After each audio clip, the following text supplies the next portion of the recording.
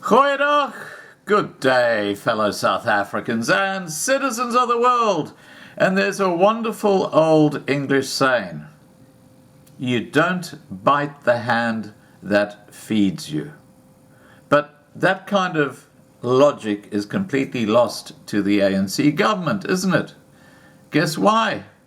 They're not just biting, they're snapping at the heels of the US government. And they will be watching, believe me, they will be watching. Let me add a bit of meat to the bone, shall I? A United Nations inquiry into United States racism would be ridiculous, a US official said on Tuesday, voicing disappointment in an ally, South Africa, for promoting the idea. The UN Human Rights Council in Geneva is due on Wednesday to discuss racism after a joint call by African nations, and you know who runs the AU? Yeah, President Cyril Ramaphosa, hippo eyes, the most ridiculous president South Africa's ever had. And that's saying something when you consider Zuma. But anyway, let's continue.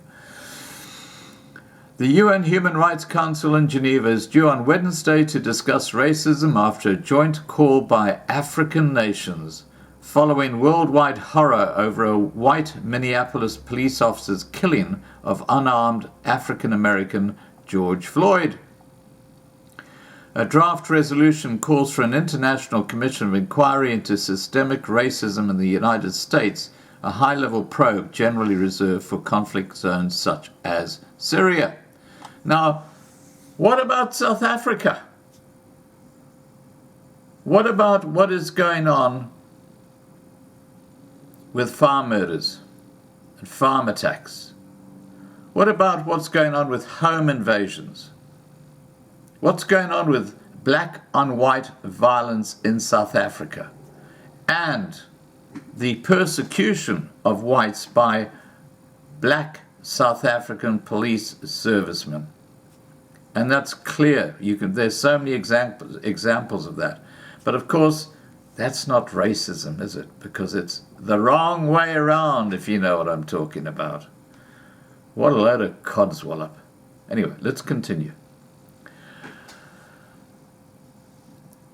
I think it's a ridiculous idea, a senior State Department official told AFP on condition of anonymity.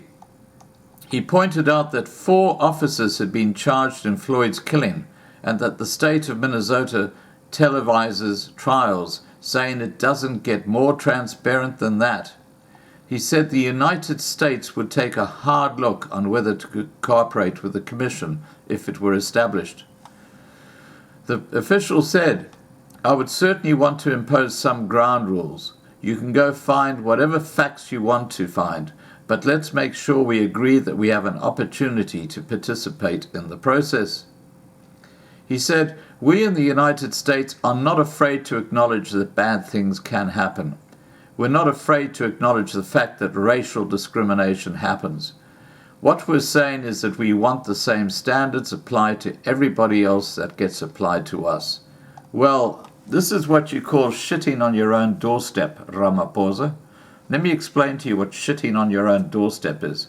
It's when you do or you point the finger at someone else when back in your country you're not only doing that in spades, but you're doing it a lot worse. And that's actually what's going on with the minority group, whites, who have been persecuted by your ANC government in so many ways. Anyway, let's continue.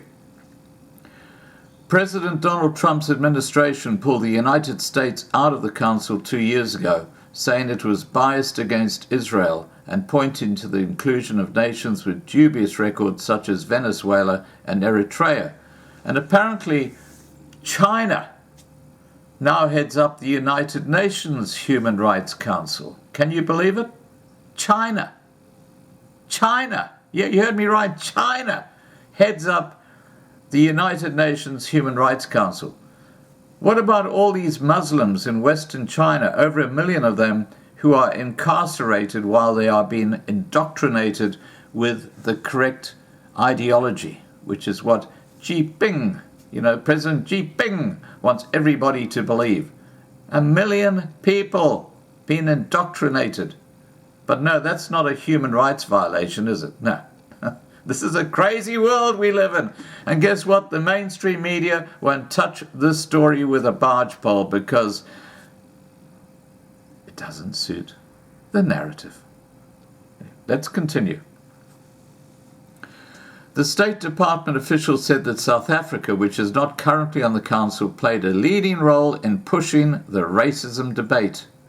The official said, "We try to maintain a very good relationship with the South Africans, and I have to say we're a little disappointed in what they're doing here. If we started talking about what their police do, I mean, you know, for heaven's sake. South Africa has championed racial equality and reconciliation since the fall of the racist apartheid regime." Well, anyone who listened to my live stream earlier tonight, which was quite fiery with Lauren and Des from UDES, the YouTube channel, you would have seen that the subject about is the ANC government racist came up. And I asked that question of the side chat. There were about 600 people watching at the time. And I said, 1, is the ANC government racist? Or 2, as suggested by Lauren, it's not racist. Well, the 1s just kind of squashed the 2s. It was just like a flood of 1s. And I think there were 2 or 3 2s out of hundreds of responses.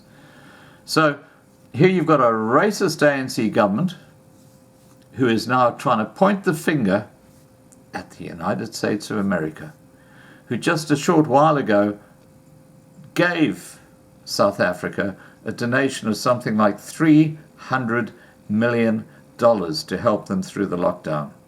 And this is how they're rewarded. Incredible. All right, guys, please remember to subscribe to be kept informed. Ring the bell for the updates. Please like this video. Please share this video. And above all, please stay safe. Take care. Bye for now.